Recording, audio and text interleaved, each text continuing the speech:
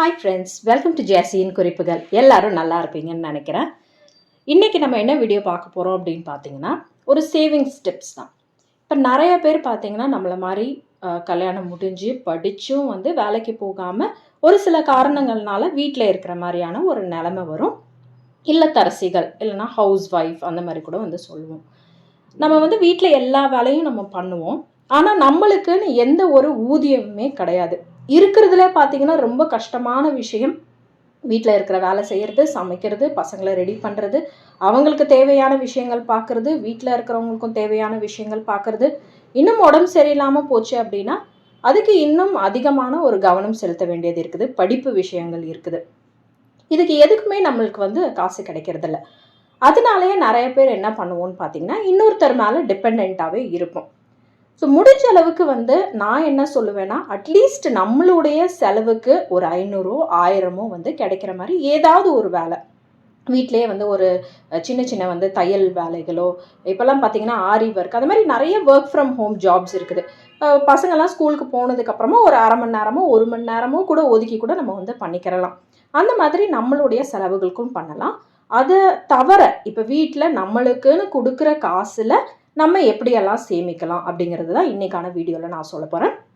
நான் இன்றைக்கி கொடுக்குற நம்பர்ஸ் எல்லாமே பார்த்தீங்கன்னா, நான் ஒரு ஹவுஸ் ஒய்ஃபாக இருந்து எனக்கு வீட்டு செலவுக்குன்னு கொடுக்குற காசுலேருந்து நான் கொஞ்சம் கொஞ்சமாக மிச்சம் பண்ணி என்னெல்லாம் சேர்க்குறேன் அப்படின்னு. இதுக்கு நம்ம வீட்டை விட்டு வெளியில் போகணும் அப்படிங்கிற எந்த ஒரு அவசியமே கிடையாது. வீட்டில் இருந்தே சேமிக்கிற சில விஷயங்கள் தான். இதை நீங்கள் முடிவு பண்ணிக்கிறலாம். நீங்கள் தங்கம் வாங்குறதுக்காக நீங்கள் சேமிக்கிறீங்களா, இல்லைனா வேறு ஏதாவது ஒரு விஷயத்துக்காக சேமிக்கிறீங்களா அப்படின்றது நீங்கள் முடிவு பண்ணி நீங்கள் பண்ணிக்கிறலாம். இந்த சேனலில் நிறைய வீடியோஸ் நான் போட்டிருக்கேன். உங்களுக்கு பிடிச்சிருக்கு அப்படின்னா கண்டிப்பாக இந்த சேனலுக்கு சப்ஸ்கிரைப் பண்ணுங்கள். நிறைய பெண்கள் இந்த வீடியோஸ் பார்த்துட்டு ரொம்ப மோட்டிவேட்டிங்காக இருக்குது அப்படின்னு சொல்லியிருக்கீங்க. ரொம்ப ரொம்ப நன்றிகள் உங்களுக்கு. இந்த வீடியோவை முழுசாக பார்த்துட்டு உங்களுக்கு பிடிச்சிருக்கு அப்படின்னா கண்டிப்பாக ஒரு லைக்கும் கமெண்ட்டும் பண்ணுங்கள். எப்பயும் போல் ஒரு கோட்டோட இந்த வீடியோவை ஆரம்பிக்கலாம். With good savings habits, dreams can come true.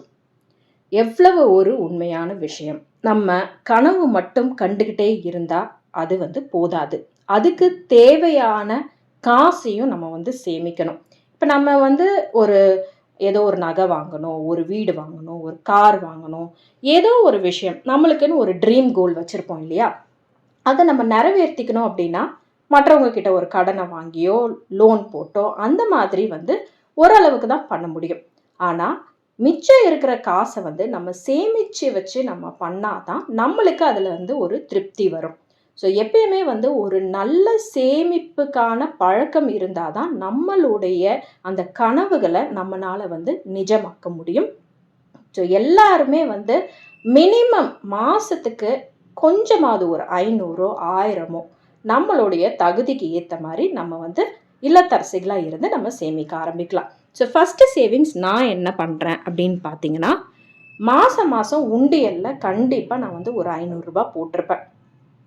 என்ன தான் நடந்தாலும் சரி 500 ரூபாய் எல்லாராலையுமே நம்மளால் சேமிக்க முடியும். ஸோ மாதம் ஆச்சுன்னா 500 ரூபாயை எடுத்து, அது நோட்டாக இருக்கலாம், இல்லைனா 100 ரூபாய் எது வேணா இருக்கலாம். நான் நோட்டாக எடுத்து 500 ரூபாய் போட்டுருவேன். இதுக்காக நான் மண் உண்டியல் தான் வச்சுருக்கிறேன்.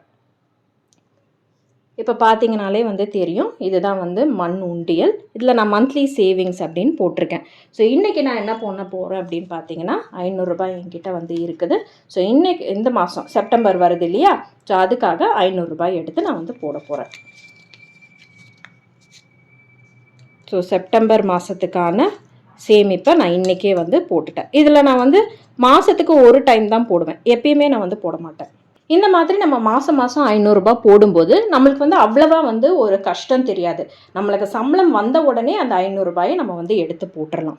அடுத்தது பார்த்திங்கன்னா, பேங்க்கில் ஆர்டி போட்டுட்ருக்கேன். இது இன்னும் நான் எதுக்காக நான் எப்பயுமே ஆர்டி போடுறது தான் ஒரு 500 ரூபாய் 1000 ரூபாய் போட்டு வைப்பேன். ஆனால் பசங்களுக்கு ஏதாவது தேவை அப்படின்னா டக்குன்னு எடுத்துடுற மாதிரி ஆகிடும். ஸோ அதுக்காக நான் அவ்வளவா எப்பயுமே அதில் எடுத்து நான் ஒரு விஷயம் இது வரைக்கும் எனக்குன்னு நான் பண்ணணுன்ற மாதிரி எதுவுமே நடக்கலை. பட் அட்லீஸ்ட் இந்த டைமாவது ஏதாவது எனக்குன்னு வாங்கிக்கிறணும்னு நினைக்கிறேன். பார்க்கலாம் எப்படி போகுதுன்னு. நீங்கள் வந்து இந்த மாதிரி பேங்க்கில் வந்து ஆர்டி போட்டு உங்களுக்கு தேவையான விஷயங்களும் நீங்கள் வந்து வாங்கிக்கலாம். நான் வந்து 2 ஆர்டியாக தனித்தனியாக வந்து போட்டிருக்கேன். ஒன்று 500 ரூபாய்க்குன்னு தனியாக போட்டிருக்கேன், 1000 ரூபாய்க்கு பேங்க்கில் தான் நான் வந்து போட்டிருக்கேன். ஸோ ஆன்லைன்லேயே ஆர்டி ஓப்பன் பண்ணிப்பேன், ஆன்லைன்லேயே வந்து வித்ட்ராவும் பண்ணிப்பேன். ஸோ 3வது விஷயம் என்னன்னு பார்த்தீங்கன்னா, ஹாப்பி சேட் சேவிங்ஸ். நான் ஆல்ரெடி ஒரு வீடியோவில் நான் வந்து சொல்லியிருப்பேன், எப்போ நீங்கள் வந்து சந்தோஷமாக இருக்கிறீங்களோ அப்போ வந்து காசு போடுங்க, எப்போ ரொம்ப வந்து உங்களுக்கு கஷ்டமான ஒரு டைம் இருக்கோ அந்த டைம்லேயும் நீங்கள் வந்து காசு போடுங்க அப்படின்னு சொல்லியிருக்கேன். ஸோ நான் வந்து இதுக்கான வீட்லேயே நம்ம வந்து வச்சுருப்போம்ல டப்பா, அதே மாதிரி தான் ஹாப்பி சேட் மூமெண்ட்ஸ்க்கு நான் வந்து வச்சுருக்கிறேன். இதில் இப்போதைக்கு பாருங்கள், ஒரு 300 ரூபாய் கிட்ட வந்து நோட்டாக தான் போட்டிருக்கேன். எனக்கு அவ்வளோவா வந்து சில்லறைகள் கிடைக்கிறதில்ல, அதனால் நோட்டாக தான் நான் வந்து போட்டிருக்கேன். இவ்வளவு தான், ஒரு 100 ரூபாய் தான் போடணும் அப்படின்றதெல்லாம் கிடையாது. 20 ரூபாய் போடலாம், 10 ரூபாய் போடலாம், 50 ரூபாய் போடலாம். உங்ககிட்ட என்ன இருக்கோ அதை வச்சு நீங்கள் வந்து போட ஆரம்பிக்கலாம். இந்த மாதத்துக்கு இப்போதைக்கு இன்னும் ஸ்டார்ட் ஆகலை இல்லையா, அதனால் நான் எதுவுமே போடலை. ஏதாவது வந்து ஹாப்பி இல்லைன்னா சந்தோஷமாக இருக்கிறது, கஷ்டமாக இருக்கிற நேரங்கள் ஏதாவது வந்தது அப்படின்னா அதில் எடுத்து நான் காசு போட்டுவேன். இது வந்து நம்மளுடைய செலவுகளுக்காக தான். ஸோ சிம்பிளான விஷயம்தான். ஸோ மாதம் அட்லீஸ்ட் ஒரு 100 ரூபாய், ஏன்னா எப்பயுமே நம்ம வந்து கவலையாகவும் இருக்கக்கூடும், சந்தோஷமாகவும் இருக்கக்கூடும். புது நோட்டுகள், ஸோ சீரியல் நம்பர், புது நோட்டு இந்த மாதிரி ஏதாவது வந்துருச்சுன்னா கூட நம்ம வந்து போடலாம். இதுக்கும் நான் வந்து சாதாரண ஒரு பார்த்தீங்கன்னா ஒரு டப்பா தான் வச்சுருக்கிறேன். இதுலேயும் வந்து புது நோட்டு தான். ஸோ ரொம்ப ரேராக தான் இப்போல்லாம் வந்து புது நோட்டுகள் வந்து கிடைக்கிது. ஸோ இப்போதைக்கு பார்த்தீங்கன்னா 100 ரூபாய் தான் நான் வந்து போட்டு வச்சுருக்கேன் ஒரு புது நோட்டு.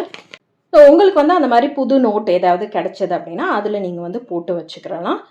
மாதம் நீங்கள் வந்து போயிட்டு ஏதாவது கடையில் வாங்கும்போது ஒரு சில நேரம் வந்து புது நோட்டு கிடைக்கும், இல்லைனா வித்ட்ரா பண்ணும்போது வந்து பேங்க்கில் வித்ட்ரா பண்ணுறீங்க, இல்லைனா வந்து ஏடிஎம்லேருந்து வித்ட்ரா பண்ணிங்கனாலும் ஒரு சில நேரம் புது நோட்டுகள் கிடைக்கும். அடுத்தது காயின்ஸ் சேவிங். எனக்கு வந்து அவ்வளவா காயின்ஸ் வந்து சேராது. ஏன்னா நான் முக்கால்வாசி டிரான்சாக்ஷன்ஸ் கடையில் போனால் கூட அவங்க வந்து காசாக வாங்குறத விட நீங்கள் வந்து கூகுள் பேயில் கட்டிடுங்க, ஃபோன்பேயில் கட்டிடுங்க அப்படிங்கிறதுனால அதுலேயே நிறைய டிரான்சாக்ஷன்ஸ் போயிடும். அதனால் காயின்ஸ் என்னால் சேமிக்க முடியலை. பட் உங்களால் கண்டிப்பாக வந்து காயின்ஸ் சேமிக்க முடிஞ்சது அப்படின்னா கண்டிப்பாக நீங்கள் வந்து சேமிச்சுக்கோங்க. இதை பார்த்தீங்கன்னா தெரியும், நான் காயின்ஸ்க்குன்னு தனியாக போட்டிருக்கேன். ஆனால் இதில் பிரச்சனை என்னென்னா, என் பசங்க வந்து இதை ஓப்பன் பண்ணி இதை வந்து எடுத்துகிட்டு போயிடுறாங்க. இப்போதைக்கு இவ்வளவு தான் என்கிட்ட வந்து காயின்ஸ் இருக்குது. ஸோ நீங்கள் வந்து காயின்ஸ் கிடைச்சதுன்னா எவ்வளவு காயின்ஸ் கிடைக்குதோ நீங்கள் வந்து போட்டுக்கிறலாம். 5 ரூபாய் காயின், இல்லைனா வந்து 1 ரூபாய் 2 ரூபாய் அந்த மாதிரி கூட நீங்கள் வந்து யூஸ் பண்ணிக்கலாம். காயின்ஸ் வச்சே கூட நீங்கள் நிறைய விஷயங்கள் நீங்கள் வந்து வாங்கலாம். ஸோ அதனால் ஏன்டா வந்து இந்த மாதிரி சில்லறை காசுலாம் சேமிக்கணும் அப்படின்னு வந்து நினைக்காதீங்க. காயின்ஸை சேவ் பண்ணி வச்சே வந்து நிறைய பேர் வந்து நகை வாங்குறதோ, இல்லைனா வந்து நிறைய பேர் போய் வண்டி கூட வந்து வாங்குறாங்க அவ்வளோ காயின்ஸை வந்து சேர்த்து வச்சு. ஸோ என்றைக்குமே வந்து குறைவான காசு அப்படின்னு நினைக்காதீங்க. என்றைக்காவது ஒரு நாள் அந்த குறைவான காசும் நம்மளுக்கு ஒரு பெரிய விஷயத்தை நம்மளுக்கு வந்து பண்ணக்கூடும். 6வது விஷயம் என்னன்னு பார்த்தீங்கன்னா, கோல்டு பீஸில் நான் வந்து இன்வெஸ்ட் பண்ணிக்கிட்டு இருக்கேன். அது சிம்பிளான ஒரு விஷயம்தான். நிறைய வீடியோஸ் அதை பற்றி வந்து போட்டிருப்பாங்க. செக் பண்ணிவிட்டு நீங்கள் வந்து கோல்டு பீஸில் இன்வெஸ்ட் பண்ணுறதா இருந்தால் நீங்கள் வந்து பண்ணலாம். நான் வந்து இப்போதைக்கு 1000 ரூபாய் போட்டுட்ருக்கேன். இதுக்கு முன்னால் வந்து கோல்டு சீட்டு போட்டுட்ருந்தேன் நான் 1000 ரூபாய்க்கு. ஸோ அதை நிறுத்திட்டு நான் வந்து இப்போ கோல்டு பீஸில் வந்து இன்வெஸ்ட் பண்ணிகிட்ருக்கேன். கோல்டு சீட்டு போடுற விருப்பம் இருக்கிறவங்க கண்டிப்பாக நீங்கள் வந்து ஒரு நல்ல கடையாக பார்த்து அதில் என்னெல்லாம் பெனிஃபிட்ஸ் கிடைக்கிது, அதில் வந்து உங்களுக்கு தங்கமாக சேருது அப்படின்னா வந்து இன்வெஸ்ட் பண்ணுங்கள். ஏன்னா உங்களுக்கு வந்து ஒரு சில நேரம் வந்து காசாக மட்டுமே வந்து சேமிக்கிற மாதிரியான ஆப்ஷன்ஸ்லாம் இருக்கும். அந்த மாதிரி இருக்கிறதுல வந்து நம்மளுக்கு ஒரு சில நேரம் அதிலேருந்து நம்மளுக்கு நஷ்டம் வரக்கூடும். ஸோ கோல்டு சீட்டு போடுறதா இருந்தது, தங்க நகைச்சீட்டு போடுறீங்கன்னா நல்ல கடையாக பார்த்து நீங்கள் வந்து நகைச்சீட்டு போட்டுக்கலாம், உங்களுடைய விருப்பம். நான் வந்து இப்போ 1000 ரூபாய்க்கு கோல்டு பீஸில் போடுறேன் இல்லையா, உங்களுடைய எவ்வளோ உங்களால் சேமிக்க முடியும் அப்படிங்கிறத நீங்கள் பார்த்துட்டு நீங்கள் ஒரு 1000மோ 2000மோ 5000மோ 10,000மோ உங்களுடைய வசதிக்கு ஏற்ப நீங்கள் வந்து போட்டுக்கோங்க. ஸோ 7வது வந்து மியூச்சுவல் ஃபண்ட்ஸில் ஒரு 1000 ரூபாய் வந்து இப்போதைக்கு வந்து போட்டுக்கிட்டு இருக்கேன். இதெல்லாமே வந்து சொல்கிறது என்னுடைய சேமிப்பு. ஸோ இதெல்லாமே வந்து எனக்கு கொடுக்குற காசுலேருந்து நான் என்னெல்லாம் வந்து சேமிக்கிறேன் அப்படிங்கிறத நான் வந்து சொல்லியிருக்கேன். ஸோ பெரிய அமௌண்ட்டாக இருக்காது. ஏன்னா ஒரு சில பேருக்கு வந்து இல்லத்தரசிகளுக்கு நம்மளுக்குன்னு கொடுக்குற காசில் ஒரு பெரிய அமௌண்ட்டை நம்மளால் வந்து மிச்சம் பண்ண முடியாது. ஏன்னா வீட்லேயும் கணக்கு கேட்பாங்க, இதுக்கு எவ்வளோ ஆச்சு, அதுக்கு எவ்வளோ ஆச்சுன்னு. ஸோ அதுலேருந்தெல்லாம் இப்போ நம்ம மளிகை ஜாமான்லேருந்து ஓரளவுக்கு தான் நம்மளால் அதுலேருந்து எடுக்க முடியும் இல்லையா. இப்போ மளிகை ஜாமான்னா ஒரு 5000 ரூபாய் ஆகுது அப்படின்னா நம்ம ஒரு 4500 ரூபாய் செலவு பண்ணிவிட்டு 500 ரூபாய் நம்ம சேமிப்பு அப்படின்னு எடுத்து வைக்கலாம். ஆனால் ஒரு சில பேர் வீட்டில் என்ன பண்ணுவாங்கன்னா ஃபுல் அமௌண்ட்டுமே வந்து வீட்டில் கொடுத்துருவாங்க. அதனால அவங்க சேவிங்ஸ்ன்னு தனியாக எடுத்து வச்சுட்டு மிச்சம் இருக்கிறதுல வீட்டு செலவை பார்ப்பாங்க. இப்போ ஒரு சில பேருக்கு வீட்டு செலவுக்குன்னு மட்டும் கையில் காசு கொடுத்துருப்பாங்கல்ல, அந்த மாதிரி இருக்கிறவங்க இந்த மாதிரியான மெத்தட்ஸை நீங்கள் ஃபாலோ பண்ணலாம். நான் சொன்னதே வந்து இப்போ பார்த்தீங்கன்னா ரொம்ப ரொம்ப குறைவான ஒரு அமௌண்ட்டு தான். இப்போ கோல்டு பீஸில் ரூ. 1000 நான் வந்து போடுறேன். மியூச்சுவல் ஃபண்ட்ஸில் ஒரு ரூ. 1000. ஸோ ரூ. 2000 ஆயிடுச்சு. அப்புறமா வந்து அந்த உண்டியல் சேமிப்பு அது வந்து ஒரு ரூ. 500. அப்புறம் பேங்க் ஆர்டியில் ஒரு 1500. ஸோ மொத்தமாக பார்த்தீங்கன்னா ஒரு ரூ. 4000 கிட்ட தான் வந்து என்னுடைய ஹவுஸ் ஒய்ஃபாக இருந்து ஒரு சேமிப்பு. அந்த ஹாப்பி சேட் சேவிங்ஸ்லலாம் குறைஞ்சது பார்த்திங்கன்னா ஒரு ரூ. 200 இல்லைனா ரூ. 100 அவ்வளோதான் நம்மளால் சேமிக்க முடியும். புது நோட்டுக்கள்லையும் அப்படி தான் ஒரு மாதம் ஒரு ரூ. 100 தான் சேமிக்க முடியும். ஸோ மொத்தமாக பார்த்திங்கன்னா என்னால் ஒரு ரூ. 4000 வீட்டு செலவுலேருந்து கொடுக்கறதுலேருந்து கொஞ்சம் கொஞ்சமாக என்னால் வந்து எடுத்து சேமிக்க முடியுது. இன்னும் கொஞ்சம் அதிகமாக உங்களால் வந்து ஒரு லாங் டேர்ம் இன்வெஸ்ட்மெண்ட்டுக்கு பற்றி நீங்கள் யோசிச்சிங்க அப்படின்னா நீங்கள் வந்து செல்வ மகள் சேமிப்பு திட்டம் இதில் நீங்கள் இன்வெஸ்ட் பண்ணலாம். அதுக்கப்புறம் பார்த்தீங்கன்னா நேஷ்னல் பென்ஷன் ஸ்கீம் என்பிஎஸ் இப்போ இதில் எல்லாமே வந்து நிறைய மாற்றங்கள் வந்துருச்சு. நீங்கள் செல்வ மகள் சேமிப்பு திட்டம்லேயும் சரி, பிபிஎஃப்லேயும் சரி, எதுலலாம் நீங்கள் இன்வெஸ்ட் பண்ணணுமோ நீங்கள் இன்வெஸ்ட் பண்ணிக்கலாம். போஸ்ட் ஆஃபீஸில் கூட பார்த்தீங்கன்னா இப்போ நிறையா ஸ்கீம்ஸ் வந்து வர ஆரம்பிச்சிருச்சு. ஸோ அந்த மாதிரி நீங்கள் வந்து போஸ்ட் ஆஃபீஸில் போய் விசாரிச்சிங்கன்னா அவங்களே வந்து சொல்லுவாங்க. இல்லைனா அங்கேயே வந்து ஒரு போஸ்டர் மாதிரி ஒட்டியிருப்பாங்க. இந்த ஸ்கீமுக்கு எவ்வளோ ரேட் ஆஃப் இன்ட்ரெஸ்ட்டு, எவ்வளோ அமௌண்ட்டு நீங்கள் வந்து கட்டணும், எவ்வளோ வருஷத்துக்கு அப்படிங்கிற மாதிரி அவங்கக்கிட்ட நீங்கள் வந்து டீட்டெயில்ஸ்லாம் கேட்டிங்கன்னா கூட அவங்களே வந்து சொல்லுவாங்க. ஸோ நான் ஒரு இல்லத்தரசியாக என்னெல்லாம் சேமிக்கிறேன் அப்படிங்கிறத வந்து சொல்லிட்டேன். அதனால் எப்பயுமே வந்து நான் இல்லத்தரசி தான், என்னால் சேமிக்க முடியாது அப்படிங்கிற மாதிரி யோசிக்காதீங்க. உங்களால் முடிஞ்சது எவ்வளவோ அதை வந்து நீங்கள் சேமித்து வைங்க. அது ரூ. 500 இருந்தாலும் பரவாயில்ல. நம்மளுக்கு என்னைக்காவது ஒரு நாள் தேவைப்படும் போது அது ரொம்ப ரொம்ப உபயோகமாக இருக்கும். அதே மாதிரி வந்து ஆல்ரெடி ஒரு வருஷத்துக்கான சேவிங்ஸ் பண்ணியிருக்கிறீங்களா அப்படின்னு நீங்கள் வந்து கேட்கலாம். ஸோ சேவிங்ஸ் வந்து பண்ணோம் அப்படின்னா அந்த வந்து கேஷாக நீங்கள் வந்து எடுத்து வச்சுக்கிறலாம். அப்படி இல்லைன்னா நீங்கள் வந்து ஏதாவது ஒரு அமௌண்ட்டை நீங்கள் வந்து ஏதாவது ஒரு நகை வாங்குறதுக்கோ ஏதோ உங்கள் கையில் நீங்கள் காசாக நீங்கள் வச்சுருந்தீங்க அப்படின்னா கண்டிப்பாக வந்து அது செலவாயிடும். ஸோ அதனால் வந்து எப்பயுமே காசாக வந்து உங்ககிட்ட ஒரு பெரிய அமௌண்ட்டு சேர்ந்துருச்சு அப்படின்னா நீங்கள் கையில் அதை வந்து வச்சுட்டே இருக்காதீங்க.